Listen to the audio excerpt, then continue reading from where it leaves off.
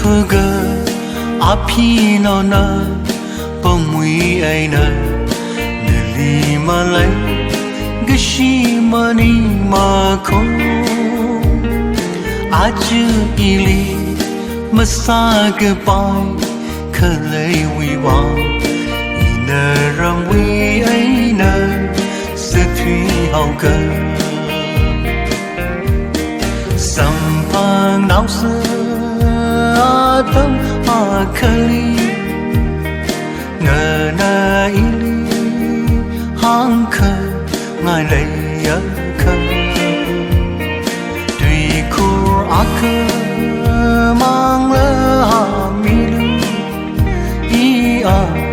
sa du cơ nơ râm wi ai nơ i nơ sa cơ phô thơ ra nhìn đi chính ri cơ hỏi mở sầm phăng sáng sớm cơ phù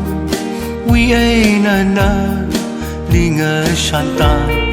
cơ áo pi nâu nơ li mất thấy thu sầm phăng náo sơ tâm akali nơ na ili hang khờ ngài lấy khờ tùy kur akơ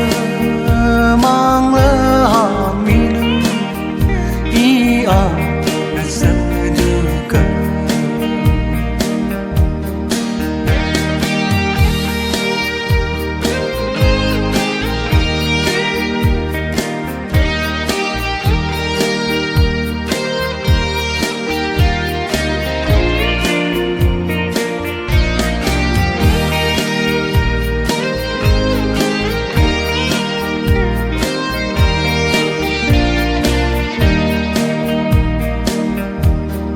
This corner we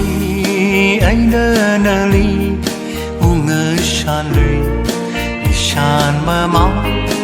ining tang mang ting ha ram na ta da pam nga ro ka ha chi tha ra a phi nau i li ma lai ha le pa sam pang nau sa tâm akali ngờ na ili hang khờ ngài lấy khờ tùy kur akơ mang lỡ ha milu i a sa du cơ i a sa du